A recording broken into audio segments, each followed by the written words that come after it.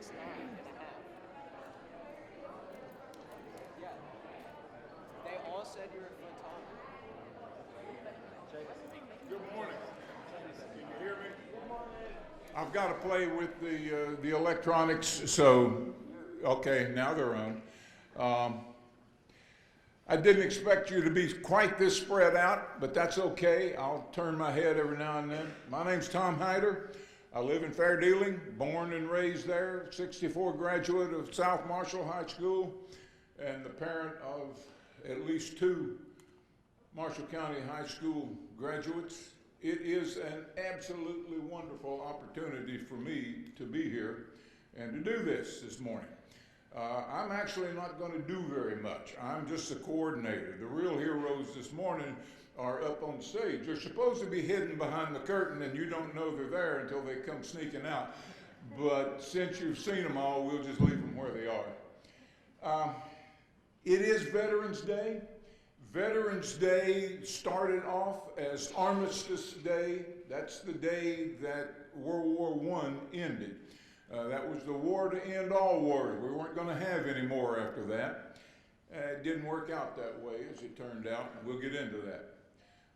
After that, it was Remembrance Day, and then after World War II, decided that maybe we ought to have a day for all combat veterans, and then after the Cold War, somebody decided it'd be really nice to honor all veterans. And so that's what Veterans Day is now. It just started with World War I. And the question then certainly becomes, what's a veteran? I mean, if we're going to honor them, you ought to know what they are, right? Well, a veteran is very simply someone who has served in the armed forces. I got to stand close to the microphone, I'm sorry. I'm usually a walker when I'm a talker. Service in the armed forces of your own country. The Army, the Navy, the Marine Corps, the Air Force, the Coast Guard, the Space Force nowadays, I suppose, although I don't personally know any spacemen, but they do a real thing and they do real work. The Public Health Service is also considered veterans because the Public Health Service is a uniformed service in most of the world. You don't see them wearing a uniform on TV because they prefer civilian clothes.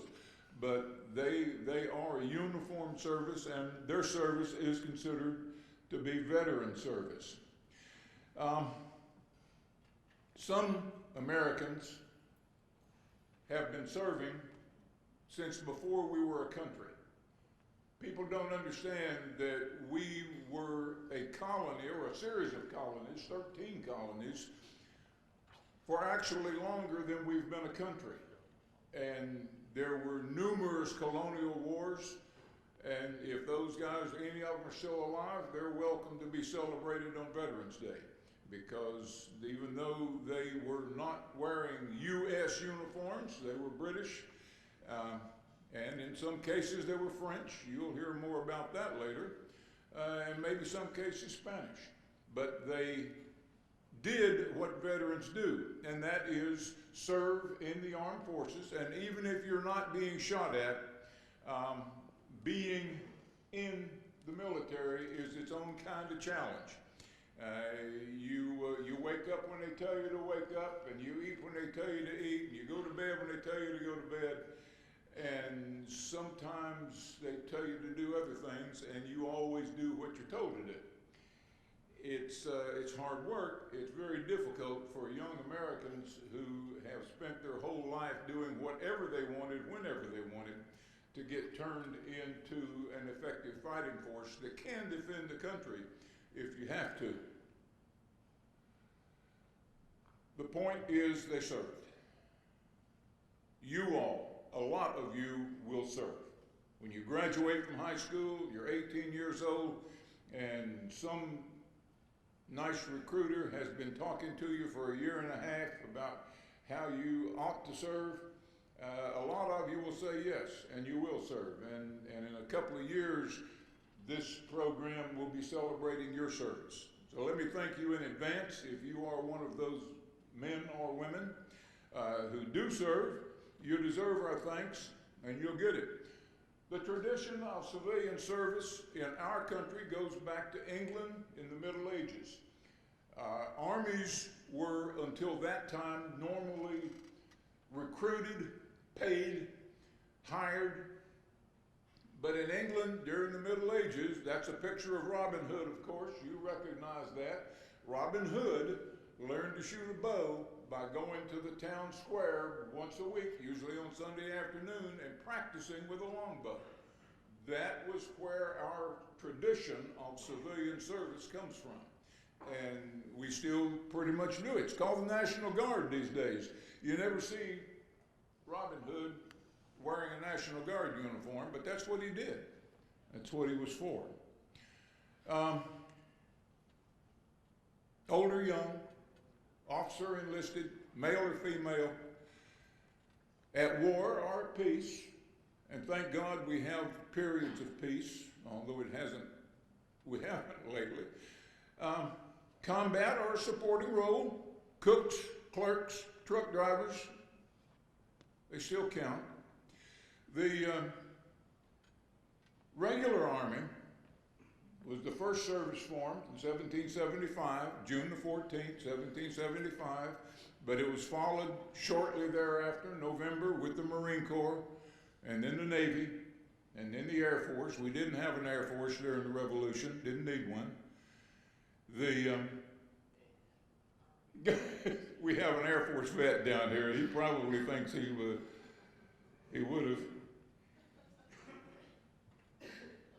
have served if they'd had an airplane for him to get on.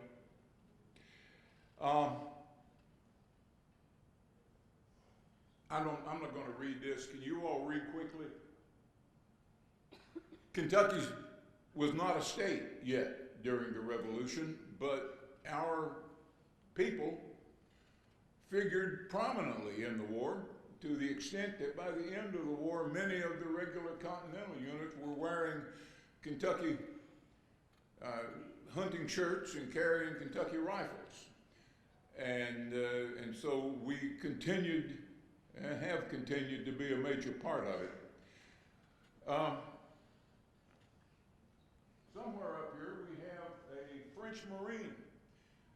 During the French and Indian War, come on out, John. During the French and Indian War, we fought against the French. And the Revolutionary War, we fought with the French. And they were our best friends and have continued to be allies ever since. Now we're allied with both. John will talk to you in a few minutes about why he's wearing what he's wearing and what he's doing here. But in the meantime, just know that it was not all us against them all the time.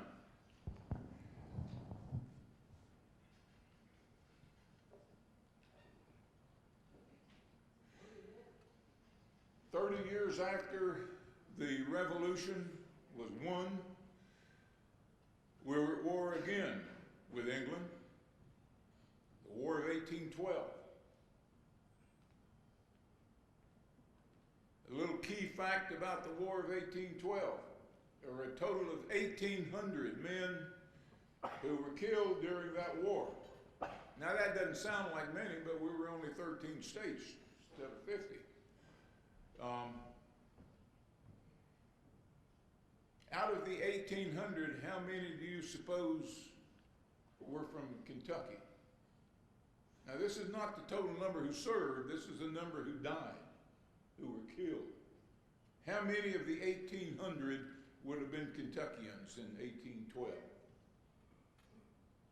Over 1,200. Kentucky fought the War of 1812. Now, part of that's because Kentucky was full of a bunch of hotheads, and when war was declared, they immediately jumped on their horses and went to Canada so they could bring Canada into the United States. And when they got there, they found that neither the British nor the Indians who lived in Canada wanted to be a part of the United States. And so a tremendous number of men were killed at Fort Meigs and the Raisin River and all of that part of the war. But then too, in the Battle of New Orleans at the very end of the war was largely fought by Kentuckians. The guy who stood on top of the cotton bale and shot English officers with his Kentucky rifle was a Kentucky militiaman. Civilian service, being veterans, we were fighting professional armies in both cases, but the civilians, good marksman civilians, were the ones who won. 30 years later, we had another war. Seems like we have one about every 20 or 25, maybe 30 years. The Mexican War. War with Mexico was fought over territorial ambitions. We might as well admit it. Texas had declared its independence and then was admitted to the United States. When we admitted Texas as a state, the Mexicans got upset because they thought it was theirs, and we fought with the Mexicans for a couple of years. We ended up with California and Texas and 3 or 4 other states as a result. We may want to give them back. Excuse me, is that blue? Okay, it's not. I have a thing on my screen.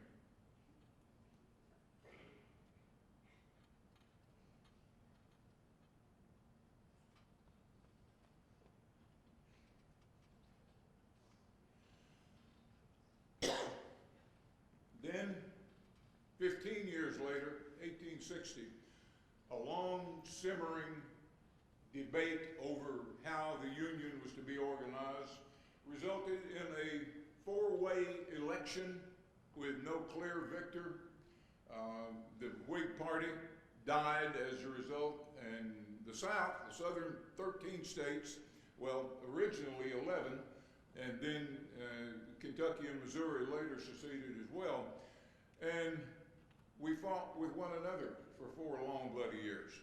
And we do not have a Union soldier representative here. I wish we did. Here in Marshall County, we had men who served both sides. The Jackson Purchase was called the South Carolina of Kentucky. We were about 10 to 1 in favor of the South instead of the North. But we did have at least one company from Marshall County served in the 15th Kentucky Cavalry Union, and the 3rd, and the 7th, and the 12th Kentucky Cavalry were all raised in Marshall County, about 700 men. And when that was over, obviously it took 4 years to get it over, the Kentucky government voted to remain neutral. Kentucky men fought both sides. Then in 1898, February of 1898, the Cubans had been struggling, not fighting a war really, but having a lot of riots and things with the Spanish. And somebody sunk a U.S. battleship that had been sent to Havana to help evacuate Americans who wanted to get out of Cuba. Nobody knows exactly who sunk the Maine or why, but somebody did. And so a lot of Americans got really upset about having a little country like Cuba sink their battleship. And so we had the Spanish-American War. Now, I gotta tell you, it wasn't much of a war, but we ended up with huge possessions as a result. We ended up being in a worldwide empire. Cuba, Puerto Rico, the Philippines, all kinds of Spanish islands became ours as a result.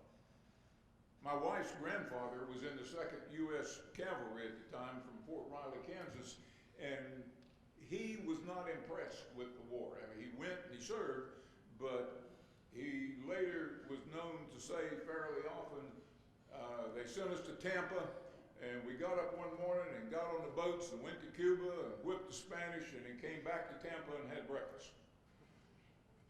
It was somewhat more than that. It was a 3-week-long war. It's probably best known for one battle that wasn't actually a very big battle. But at the outset of the Spanish-American War, a young politician from New York had organized a regiment of cavalry from out west. He had spent a lot of time out west, cowboys and so forth. And so he led his cowboys up a hill outside of the city of Santiago and managed to get it written up favorably in the newspapers. And that man, having won that, by the way, I'm wearing a Spanish-American War uniform, parlayed it into a job as Vice President of the United States, and when his president got assassinated, he became the president. Teddy Roosevelt, Colonel Teddy Roosevelt, and the Rough Riders, and he became president of the U.S. as a result of being a veteran. And he never let anybody forget about it. In 1914, Europe went to war with itself. Everybody, all the kings and queens and princes and so forth were kin to each other. They were all Queen Victoria's grandkids. But they finally started fighting in 1914. We stayed out. We wanted nothing to do with the European War, and we stayed out until 1917. In 1917, an American cruise liner, or it wasn't an American ship, it was full of American people, was sunk by a German submarine in the North Atlantic, the Lusitania. That brought us into the war. All of a sudden, we wanted to fight, and we did. And, of course, we won. It was a nasty, nasty war. Trench warfare, poison gas, use of airplanes for bombs for the first time. And when it was over, we declared it the war to end all wars. We established the League of Nations. That was going to keep us talking instead of fighting. And that lasted for another 20 years. And we had to go do it again. World War II. Turned out it made the war to end all wars look pretty small. But, Air Force, you see that?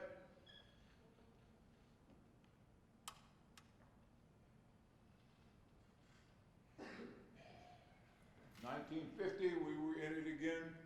And by the way, we have at least 3 Korean War veterans here. I want you to shake their hands when it's over. They're leaving us in a big hurry. And that was a long time ago. But we fought in Korea. And then in 1960, Vietnam. That was mine, and some of these folks will remember that. Vietnam was about the Cold War. It was a hot period in the Cold War. The Russians and the Chinese, the communists were trying to take country at a time and pick them out, and we said, no, we'll fight you wherever you are. And that's why we got in Vietnam, and that's why we stayed. But then we had peace for almost 20 years.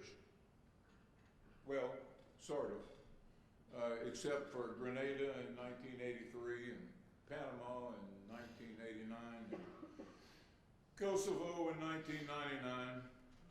All through that 20 years of peace, we were busy shooting at somebody somewhere, or making veterans. Then in 1991, we had the first Gulf War, and 9/11, 2001, the war was brought to us. Muslim extremism started what is now being called the global war on terror. They attacked the World Trade Center and the Pentagon, and that resulted in us going first to Uzbekistan and then into Afghanistan, where we ended up staying for 20 years. But we used to say in Vietnam, it's better to fight them there than to fight them here. And they proved that in New York City on 9/11. But up until now, almost all our wars were men. Global war, now that's not universally true. Every war had women in combat. Everyone, ever since the Revolutionary War, there were some women, but they were very small in number. But after Afghanistan, when Saddam Hussein got out of line again, women started to pick up a bigger and bigger role. We're a volunteer army. We don't draft anymore. And as a result, where is she? We have women veterans, lots more of them than we used to. And we have our own right here in Marshall County. And they do what they're called upon to do just like the men. Today we have soldiers, sailors, airmen, Marines, Space Force, whatever they're going to be called, on the ground fighting terrorism all around the world. You don't hear much about them, and that's amazing when you think about it, because you hear a lot about almost everything on the news, but there are young people out there all over the world, especially in the Middle East, being shot at today. And it's always been that way. It'll probably always be that way. And that's why we have young people becoming veterans. If you see one or more, please say thank you, especially the Korean War. And that's the end of my part. It's more than I meant to say, but having said that, we're going to start with the most recent veteran. I've asked them to introduce themselves to you so you know who they are. Good, you've got the mic. And something about how they're dressed, what the uniform or their era, something so that you'll know that this is something that's happened in our past. Good morning. Thank you for having us. It's quite an honor to be here with you. My name is Master Chief Petty Officer Jada McWilliams. In uniform, I'm Master Chief. But I'm also a civilian, and I'm out of the military. I'm actually retired now. I actually graduated from Marshall County High School. And I recently went to one of my high school reunions just lately, like 2 months ago, so that was a blast.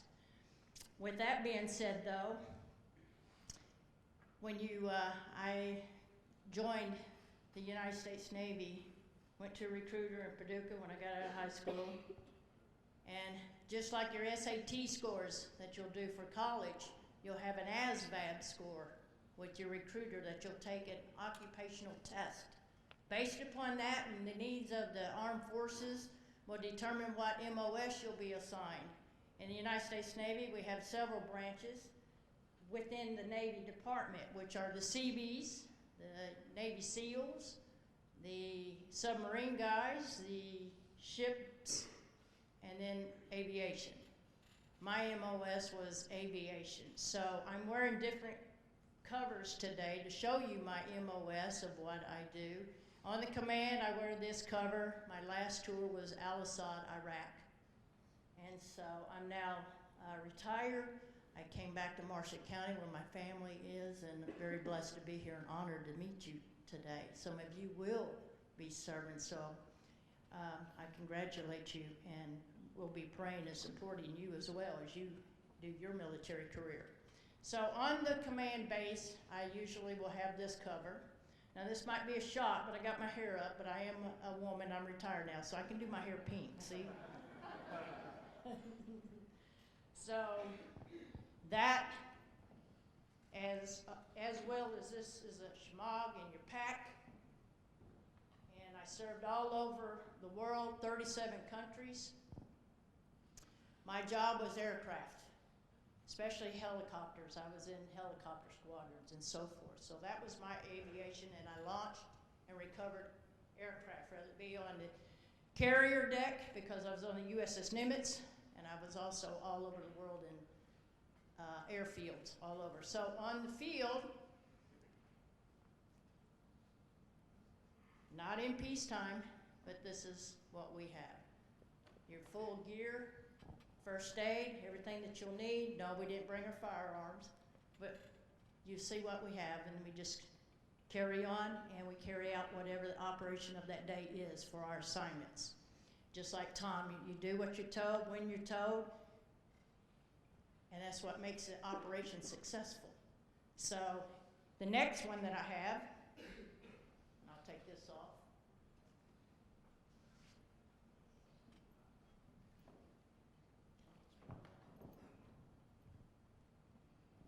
Is what I'm launching, or I'm working on helos, whatever the case may be.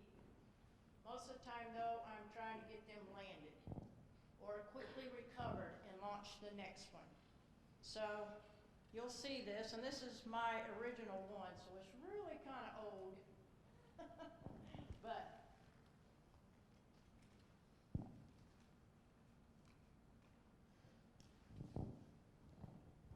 without doing it up, can y'all hear me?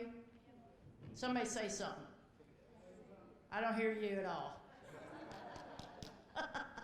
So most of the time, why we wear this is because we wear different colored jerseys. You'll know what each job of each one is. Like mine will be green. My job is to make sure all the maintenance gets done on that deck or on that airfield. Someone wear purple, he's my fueler guy. Someone wearing yellow, she's my launch and recovery gal. So blue, they're taking care of the aircraft tires as they quickly launch. It's almost working in a cockpit on for NASCAR. That's how quick it has to happen. So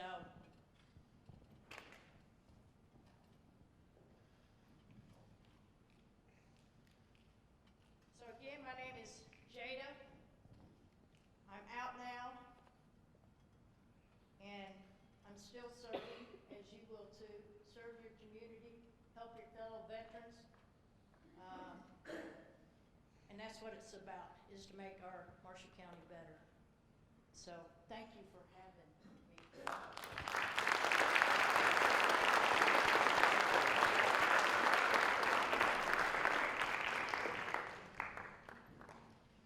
Good morning. Do I have to have this closer? My name is Charles Hyder. I am a 1992 graduate of Marshall County High School, and 1996 graduate and commissioned into the United States Army out of Murray State. Retired from the Army in 2016 and moved back to the area over to Trigg County right now at that time. From the onset of 9/11, 2001, I was assigned at that time to 5th Special Forces Group at Fort Campbell. I deployed with the initial forces into Uzbekistan in October, set up the initial Joint Special Operations Task Force, and then went into Afghanistan myself in early November, the night that Kabul fell, to the Northern Alliance. And from that point until I retired, I spent over 75% of my life in the Middle East. Near and dear to my heart is the current veteran status and veterans history of what's going on.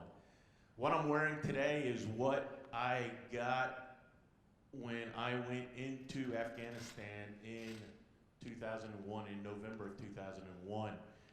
We were partnered with, at that point I was at Bagram Air Base, while it was still just an outpost for the U.S. forces, working with the Northern Alliance. And at that point they were the Panjshiri militants or militia forces.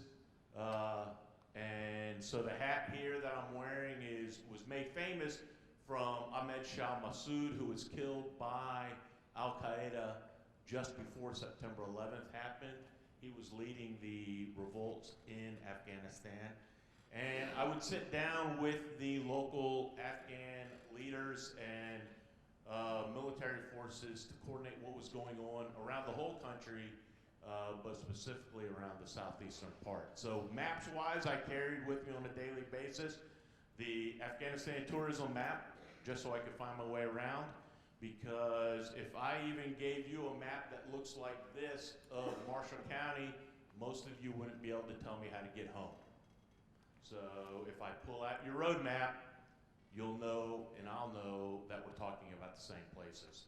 So again, our veteran status is not always just what we did in a fight against somebody, but in almost all of our conflicts, we are fighting with someone from somewhere else.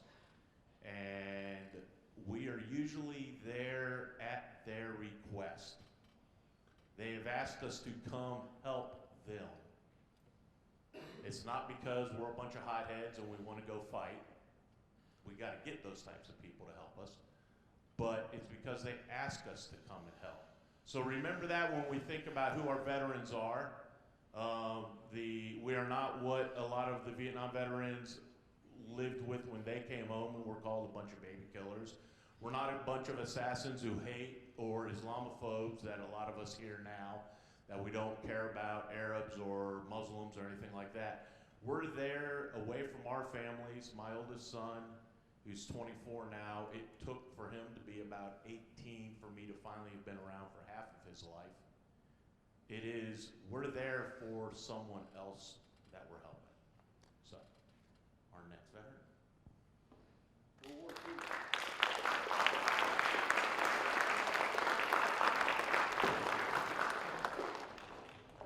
Learned from the World War II era, and I represent a tank operator.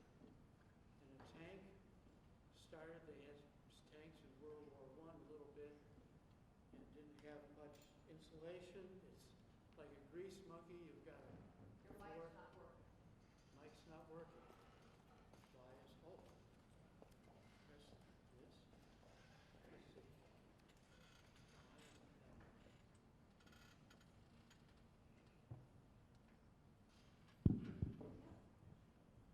We'll try again. Okay. Again, I'm Vern from the World War II era, and I represent a tank operator.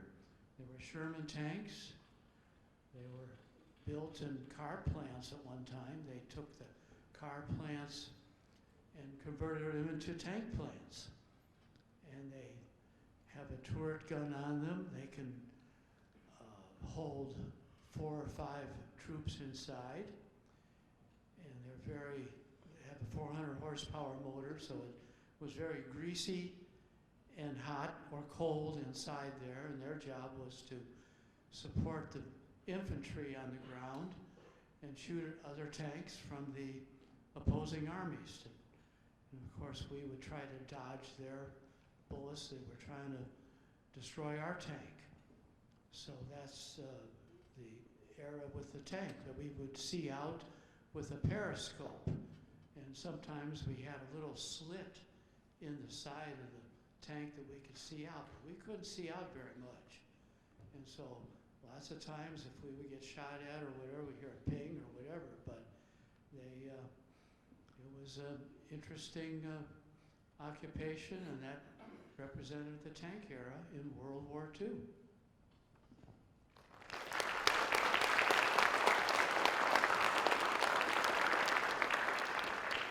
I'm Spanish-American War. I've already talked about it, so I won't take up more of your time.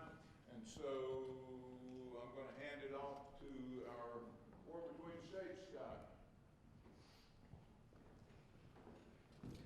My name is Mike Knight. I'm dressed as a Confederate soldier. When I wear this uniform, I represent Daniel Webster Dalton, who is a Kentucky native. My uniform is all wool. In the wintertime and the summertime, we always wore wool. Summertime was a little lighter if you could get your hands on the right uniform. I'm carrying a shotgun instead of a regular musket. A lot of these guys have muskets, and they remain pretty much the same all the way to the Civil War. The big difference is a percussion cap. Most of the early muskets had a flintlock, and they would fire into a pan that held some powder, and it would spark and light. This gun, you put a cap on it, very similar to a toy cap gun. And when it would fire, it would shoot the fire down the barrel. Anyway, it's a muzzle loading shotgun, so we don't have any cartridges like you normally think. You actually poured powder down the barrel, put your shot in, which in this case, a regular soldier had a cartridge box that they would carry. If you carried a shotgun, you had a flask with powder in it, and you had an additional flask that held the shot. And so you had a two-process loading.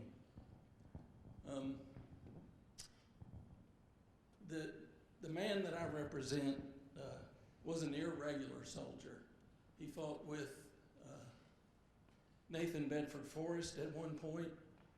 He fought with Quantrell, Bloody Bill Anderson.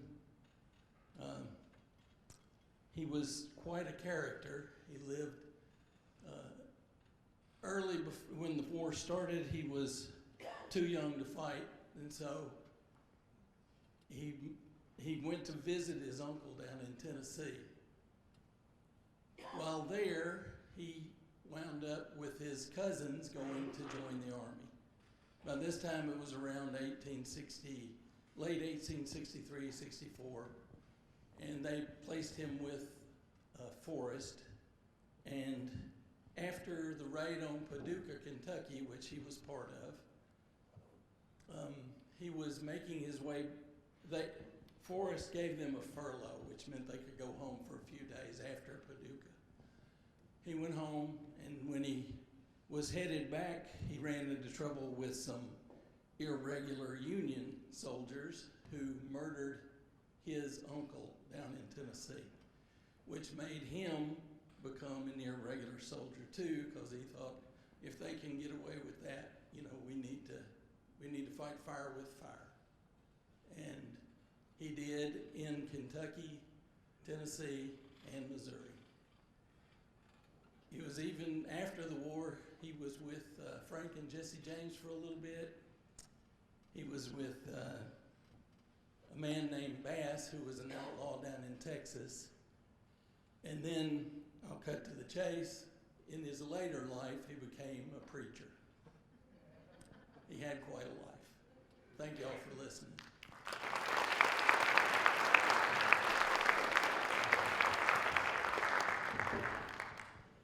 Good morning, I'm Jason Hicks, graduating class in 1993, and I'm representing the Kentuckians during the War of 1812, and this is pretty much what most of them wore back then, this unique looking tunic and the leather leggings there.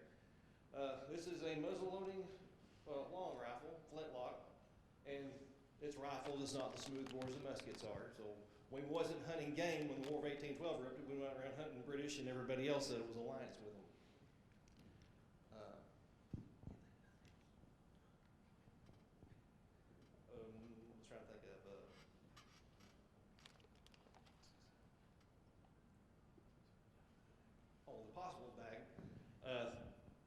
Most when you're hunting game or anything, you carry most of your possessions in here.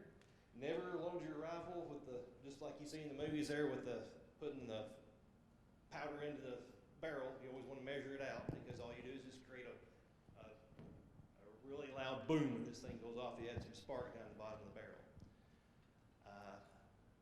I thank you all for having us here, and have a good day.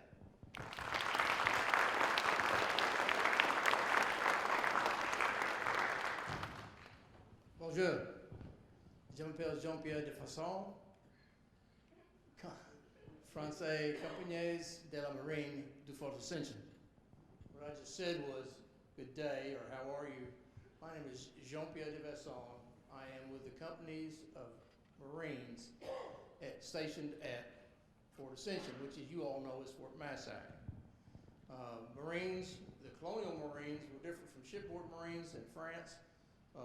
Shipboard Marines were actually conscripts of the Navy itself, which is what Marine means, is Navy.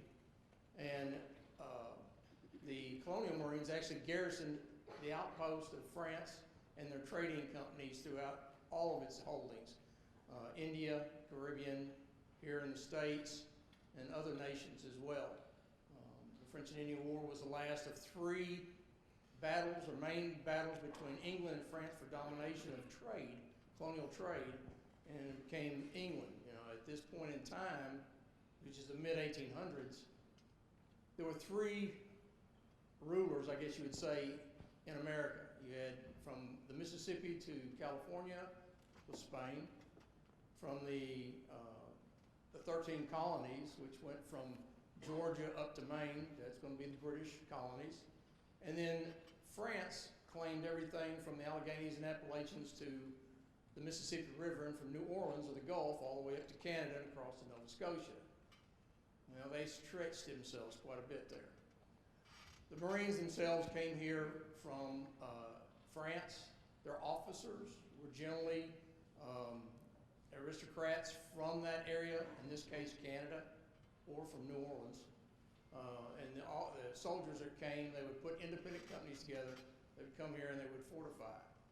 This was part of La Louisiane. This was the upper portion of La Louisiane called Illinois, sorry. There's no S on that, I remember. And it was named Illinois because of the Indian Confederation that resided in that area called the Illinois, or the Illini. So that's where that came. The county seat, or as we know the county seat, the governmental seat was up around Chester, Illinois, called Fort Bishop. Fort Ascension or Fort Massac was a detached post watching basically the Cherokee and the British traders if they would sneak into our area. That was our job, was to stop that. So what you see in the Marines, this is regimental coat, is the big coat I wear. This coat identifies your regiment. It's because of the color combinations, the color of the buttons, the design of the pocket flaps. All of these were to tell you the different regiments, because each regiment may look similar, but they would have either different color brass or silver. Pockets are shifted differently, and then their flags were a little bit different. But that's how they were never issued or named the first, the third, like you see in England and America. They were called Bern, Guillaume. So they had names. Each regiment had a name, not a number. This is a 1727 French tool. This was the issue for the sea service. We loaded from a cartridge box and pre-rolled cartridges. We carried an extra powder horn or powder in here to roll additional cartridges. You never loaded from a powder horn. We were not issued what I call Army gear, marching gear. We didn't get backpacks, we didn't get canteens because we were garrison. So we had to drum up our ability through gourds or bottles or whatever for canteens. Everyone, you saw my Civil War in 1812, also had what's most commonly called a haversack. This is what you had your personal gear. Guys, this was the first man purse, just so you know, okay? It carried everything because you had very few pockets. So you carrying stuff, it might be your utensils, your plate, it could be cleaning gear, it could be an extra pair of socks, all of that nature. Here, originally they were issued swords. When you came here, because of the woods, swords were ineffective and not practical, so they switched to the axe or the tomahawk, casse-tête as the French called it. And then generally it was a bayonet or long knife that would be a plug that would stick in and use that as your bayonet. So you were given one uniform when you got your issue.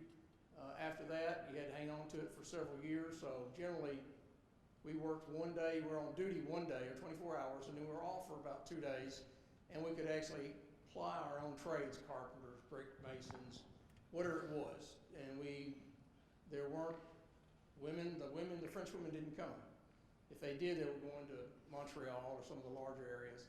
But they didn't come here. So for the Marines, if they were to have wives and girlfriends, they came from the Native Americans. And so there's a lot of marriage between the French and the Native Americans, and they assumed a lot of that culture as well. So, any questions, I'll be glad to answer them, but I thank you for your time.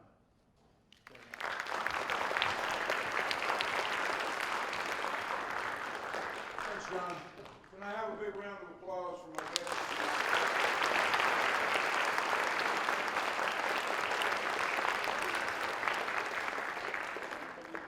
Thank you.